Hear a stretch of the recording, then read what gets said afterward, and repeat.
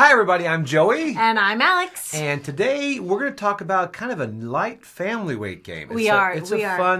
It's a fun thing to do with your family. It's all about bunnies. It's very family oriented. This is Texas Chainsaw Massacre. Yeah, it is definitely family oriented. It is definitely. Yeah, maybe not so much bunnies. It's not. So this is Texas Chainsaw Massacre, and this is by Trick or Treat Studios.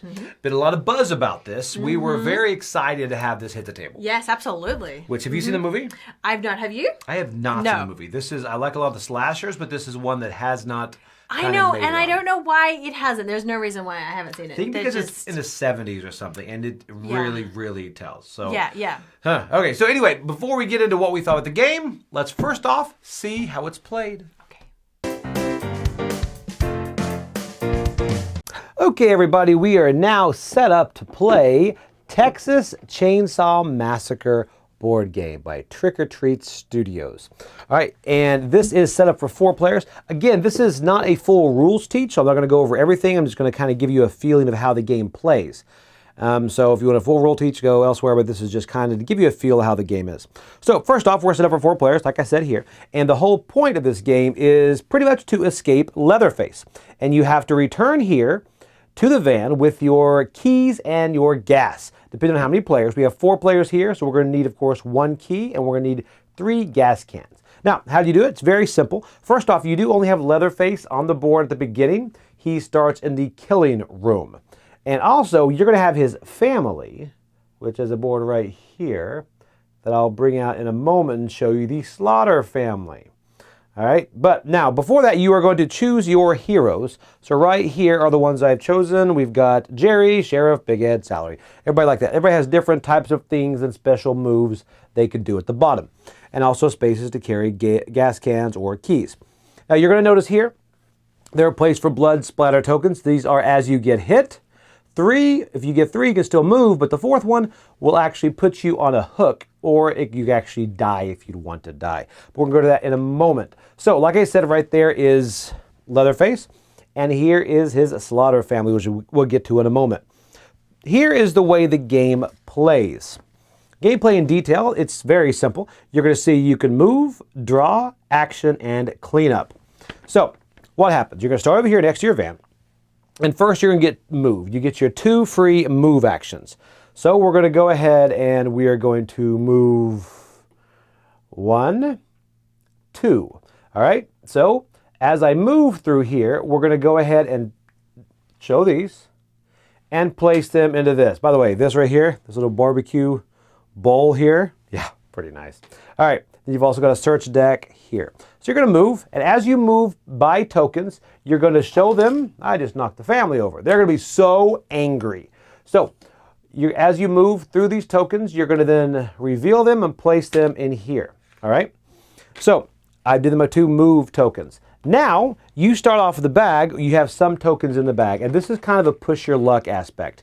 You can draw things out of the bag, but if you ever draw 3 of a certain kind, your turn is over and you don't get to do that. For example, let's go ahead and draw. If I reach in here, because now I'm on the draw phase here.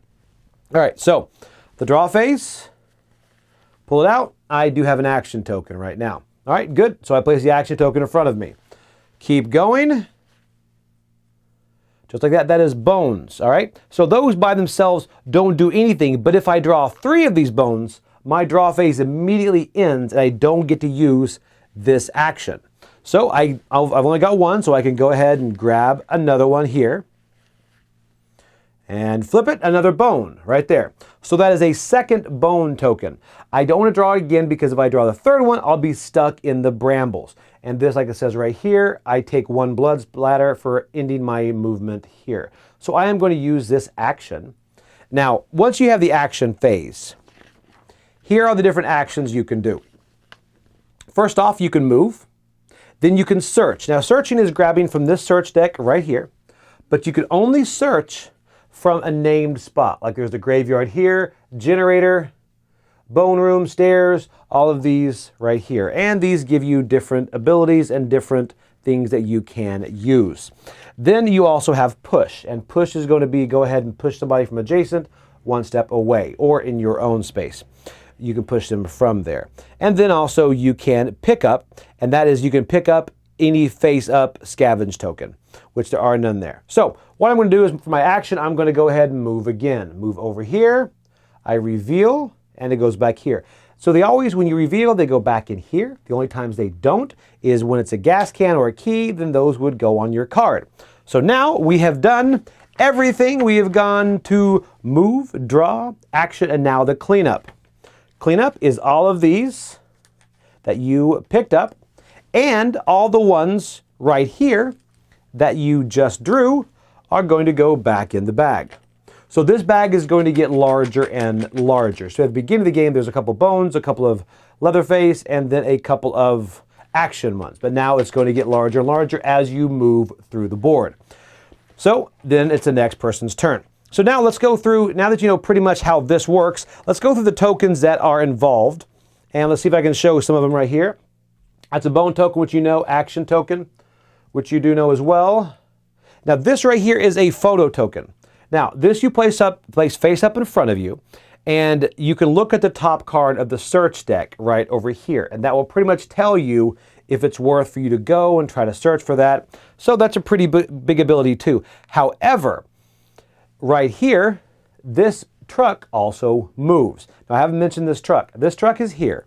You cannot move into this space. He's going to slowly start to move when these photos are drawn. If you are ever in one of these positions where he's moving into you, you're going to take a blood splatter, and then you're going to go to a space on either side. Now, if Leatherface is ever in there, he gets hit, he goes back to the killing room. And then also the Slaughter family, if they're ever there, then they're going to be killed. So, all right, so that is this photo token right here. Then also, we have got, there we go, this guy, the Leatherface token. When you grab him, you activate Leatherface. And we're going to go to what that happens to in a second, but I want to show you one other one here.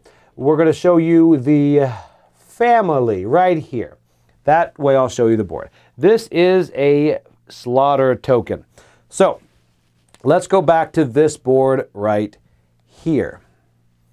So this is the Slaughter family board. You've got Leatherface, you've got Grandpa, you've got Cook, and you've got the Hitchhiker. So what is going to happen here is you are going to, if a Slaughter family is drawn, it gets placed right here. Okay, so if you ever have a second one out, then Grandpa comes out and he is placed in the dining room. You have three, then the Cook comes out, and they're all right here. They come out and they're in the dining room. That's not the Cook, but we've got Grandpa right here, and they're all going to be placed out. The Cook is placed in the diner, and then the Hitchhiker is placed in the van. And all of these have different abilities and way they move around the board. So right here, Leatherface, when this is drawn, he then activates the first uncovered spot here, which is one move. So he is going to move one space toward the near survivor. Now, you're going to notice here also we've got some windows and doors. As soon as Leatherface moves through this, he then breaks that door, meaning you're going to get a blood token as you go through there. You yourself can open them and go through fine until they're broken like that. So he's moved one space there. So then Leatherface is, the token is placed in front of you. If there are ever three of these, then your turn does end. However, one of these is then also placed on here, making him move faster and also do more damage towards the end. Also, if you ever do get all of your gas and your key, that enrages Leatherface. And you will place this at the first open. For example, if you have three here, you'd place it here. So that will advance the track as well when you do get everything needed to move on. So pretty much that is what is going to happen. And you are going to have all the different, so as you progress, you're going to have different family members. Like for instance, Grandpa is just placed in the dining room. He just stays there, but he's going to kind of stand guard. So if you do have to go into the house, for example, these tokens are all out there randomly. So if you have to go into the house, then you have to go past Grandpa, or you have to rough your way through a window or something to the side. Now, one other thing too is, let me go a bit more into detail about this blood splatter token. You're going to get this Leatherface when you can move through somewhere, but if you ever stop or Leatherface comes to you, then Leatherface is going to attack. And when he attacks, like I said, you're going to hit these blood splatter tokens right here. and then you'll get how many ever you need to put on your board. And if you have 3, then you no longer get your free move action. So in other words, you're going to be just be stumbling along, kind of like at the end of a horror movie when you've been stabbed 1,000 times and you're wondering, how are they still moving? Well, you're slowly moving. So you just get to do your draw phase, and you get to hope you get an action to kind of limp around and hopefully search and find a bandage. Now, if you ever hit again, then you're going to have your character right here, and he's going to be placed on a hook right here. So at that point, you can choose to let your character die, or you can go ahead and draw to see if you can draw enough for your character to live. But the one thing about dying, if you do die, right here, these are fun. These are your dead. When you die, you grab one of these and you read the flavor text on the back. I'm not going to read it to you because that's kind of fun to experience on your own. It's things like, Leatherface, put your head on a wall, and we'll look at it every night or whatever like that. So now, as far as your fighting chance, you're going to draw tokens until you have drawn 4 action tokens, and that's going to then free you from the meat hook. But if you draw a Leatherface token, then you're going to die anyway. So that's if you want to take your chance doing that. Now, Leatherface wins if there are 3 characters on those meat hooks, and that's when he wins. You are going to win if you make it back to the van with all your gas and your keys. So there we go. That is it. Oh, one other thing I will mention are these objectives cards. So like I said, it's very simple as far as you pretty much move, grab tokens, draw. That's pretty much it. But these objective cards are really nice. These are going to add different variability and make it more difficult. For example, right here, get to Dry Lake with 1 other character and win the game with all 3 Slaughter family on the game board. This is fairly difficult right here. And then go to Grandma's room in the Slaughter family's house. These are different kind of objectives you can do. You can play with 1, 2, 3, or how many ever you want to make the game a little bit harder. And special moves. Everybody has special moves right here. If the sheriff draws an eye token, he may reveal a token on the board and immediately use its ability. And return the eye token to the bag. Now, oh, that is one thing I don't think I went to. I don't think we found an eye yet. The eye token I'll show you here. The eye token here. This one allows you to flip up any token somewhere on the board. So I have no idea where eyes are. I will find the gas can and the keys. And find, there we go. If you do pull the eye token out of the bag, then you get to use it and you get to flip up 1. And normally you'll do that into a room you don't really want to get into, like the killing room, and just hope that the gas can is not over there. So those are all the tokens you can grab out. So it's a pretty straightforward game, but this adds a lot of variability, the objectives, and the family right here will come after you and try to put you into this. How about that? How about that? How about that? Yeah. And then this little bag there. Nice. Nice. Okay, all right, so that's how the game plays. Let's go back and see what we thought about it.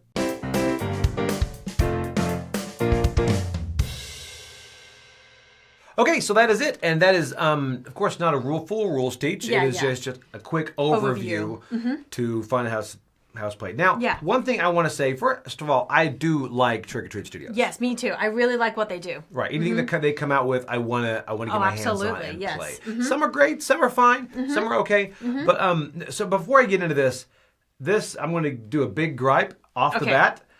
And I love player aids, right? Yes. Love player aids. When there's player aids for everybody. This one had 1. Yeah. 1 player aid. 1 player aid that showed you what the scavenge tokens were.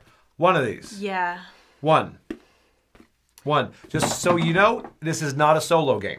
Correct. It's not. No, it's a co-op game. It was frustrating, and I guess the reason is that you would pass it along to when you're drawing the bag. But having said that, someone else wants to look at it to see, you pass. There's a lot of passing. You're passing the bag, and this player aid, and all this, and the token tray. And at first, these don't make really logical sense, when you go through, like, what is this? Oh, the action. What is this? It's other things. So really, guys, use more player aids. It's a very simple thing. And I'm about to the point where I know where Tom is, that you just start docking points. It's like, guys, move on. Give people player aids. If you want people to enjoy your game, give them player aids. Yeah, I would agree with that. But now let's move past the player aids thing.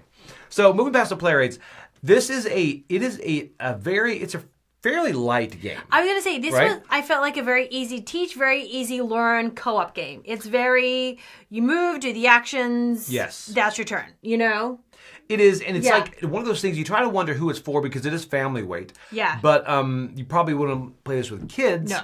But maybe teenagers, things like that. And with your family, this would be good. Now, there's also, that being said, I think there also is strategy with this. I agree, there is strategy, particularly when you start putting those individual objectives in there. There's some strategy that you have to do. Now, you have your own personal objective, and everyone knows your objective, and they have different objectives. Right. But that's what your goal is. And I think so there's strategy of what you want to do because of that.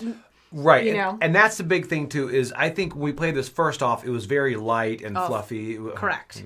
Fluffy is not the right word. But very light. Yes. Now, one thing is when you grab the scavenger token, you don't put it right in the bag. You put it in that little barbecue thing. Yeah. So that's Which is very thematic. Yeah, very thematic. And you put it through there, and then afterwards you draw them. Yeah. The push-your-luck aspect. But when we played it first time, it was almost like, wow, that was barely a game. Correct. The first time, and the rulebook even suggests the first time don't play with the objectives. Right. I think you can play with the objectives. I agree. Because I think it makes it a completely different game when you have kind of a purpose for your turn. Yeah, and as a gamer, I think you would get bored if you played the first time without the objectives. Correct. Because those are really, and honestly, the objectives are pretty thematic. Yes. And I like there's one where you have to go get the scavenge token off the stairs or something, right? Yeah. And that sounds like something that would happen in a horror movie on a dare. Yes. It's like, you know what? I totally dare you to go on in there and grab those from his house. I have one right here in front of me. Go to grandma's room in the slaughterhouse family. Yes. Like that's a thematic objective. It's like you feel like your kids or whatever, and you're like, just go in there. That's where it'll happen. You know? Yeah. So that's really fun. Now, there's one objective that I just don't think is winnable. No. It's the one, I think it's the one where all the family has to come out at once. Win the game with all 3 slaughter family members on the game board. Yeah, and that's going to be tough to get because you have to pull that one family token out to kind of activate. Out the of last the bag. guy is the hitchhiker. And we wandered around for a while trying to do that, and then just gave up on that one. So that one is really, really hard, if not impossible. We have to get lucky with it. Yeah. Now but you shuffle up the objectives and you're dealing that randomly. So it's one of those ones, if you were to get it and you're playing it your first time, I would put it back and draw another one. I agree with that. You know, just so you can, win the game. Enjoy it. It's interesting, like the eye tokens. I think I showed them on there. Yes. I didn't mention the fact that the eye tokens, also when you get 3 of them, you get to look at the top search card. But the 3 of them, you get to take that search card. But then you also lose your turn. Your turn ends there. Yeah. Now, that doesn't sound bad. But when you have drawn 1, 2, 3, 4, maybe 5 action tokens, so you know as soon as you stop drawing, you're going to be able to take those 5 actions, and then you draw that 3rd token, your turn just ends. I like that. Yeah, I do like the push your I was going to say, that's one thing I do like about this game. It makes it a little different, too, than just kind of moving around the game board. You've got that push your luck thrown in there, too. It's a really nice component to this game. It is, and the little things like Grandpa, he doesn't leave the dining room, but you have to go through there, and he's going to hit you. The cook is going across the board. The hitchhiker actually goes to the van. And I like the little stuff like that as far as the way they get hit. And then the fact that when you have the 3 blood splatter on you, you have no free movement. And that you just feel like you're just kind of slowly dragging. You're almost dead, and you need action tokens to move. And at that point, you just want to kill your guy. And you kill your person, you can grab another one. It's very thematic. It's really fun. So this is a game that it's not a heavy game. No. But honestly, it's a fun game. We really enjoy this and play this with ourselves. Like I said, the first time I would have come in really low. Yeah, for sure. Me too. First time I played this, I was like, ooh. So we played it again. We played it again and again and again with different objectives, and the stories are really fun. I love the theme of it. The theme is so, they've done a great job in the theme of this. I agree. That's what's make this a really, really fun game. Okay, so how would you come down on it? I would give this game a 7. I feel like it's such a great Halloween thematic game, yet it's easy to play and easy to teach. I think it's going to be a lot of fun. Yeah, I agree with that. And again, I'm going to come in a little bit higher at a 7.5. And really because this is not a very heavy game. It is a very light, close to party game. But I can see this being played a lot at Halloween parties. Correct. If you have something sort of horror night where you just play those type of spooky games and stuff. Absolutely, all right? yes. This would be great with a soundtrack playing in the back of it. You've got this. Yeah. They're very thematic moments, and although it's light, It's fun, and I think those objective cards make it a lot more challenging. Oh, correct. I love those objective cards. Really, push your luck. I like push your luck. Yeah, that's a great mechanic too, for Especially sure. out of a bag made out of skin. I know. Creepy. This is one of only a few games that have bags made out of skin. Yeah, can you name any others? No. No, there we go. There we go. But they're in the library. Oh. Yeah. So anyway, all right. So that is Texas Chainsaw Massacre. Have fun. All right. See you later on the channel. Thanks, guys. Thanks, bye. Bye.